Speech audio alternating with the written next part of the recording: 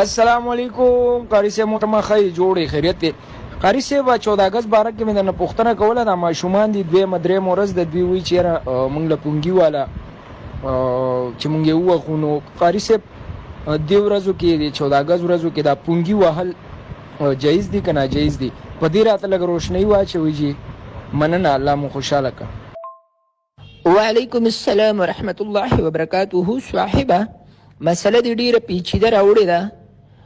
کو خیال وکړي نو قاضي اعظم بابا او هغه مسلمانانو چې کوم دا ملک آزاد کړی نو هغې سپترخ کې پونګې نه ونیولې او نه قاضي اعظم بابا ځان له چین نه غټ پونګې اغوستې و په او ریزان یې چوټي کړي. نه، دا ملک ډېر په قربانیانو سره په وجود کې راغلی دی او ډېرې قربانیانې ورکړي دي نو دا ملک جوړ شوی دی. اوس دلته که ته نظر وکړي نو پونګې دوه قسمه دی، یو پونګې پلاستیکي بل پونګې انساني.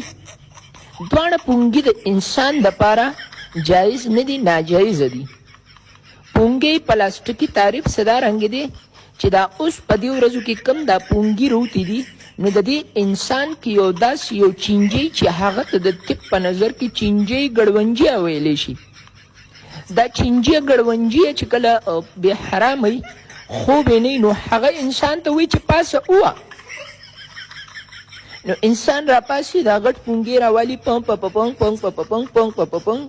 نو هغه چینجی په حرام شي او انساني چې کوم وجود یې بالخصوص الخیټه ټول کې په آرام کښېني. بل پونګې انساني چې د دې پونګې اواز د دې شین پونګې نه ډېر په قسمونو کې جدا دی، د دې مختلف اقسام دي. د دې دواړو دپاره یو دوایي ده اګمنټین چې هغه به 2 سره روزانه ماشومانو له ورکړي نو دا چې کوم دننه چینجی دی دا به مړ شي، دا به پونګي ته نه کښېني. کوشش وکړه صاحبه چې ماشومانو له یو سر ورکوي او خپل هم یو سر ته وخوره، ځکه چې تا د پونګي دپاره ما ته میسیج کولو نو تا کې هم دغه چینجی ګړونجي شته. جزاک الله. کوشش وکړه چې دغه ټول غټان هم یو سر وخورئ. جزاک الله.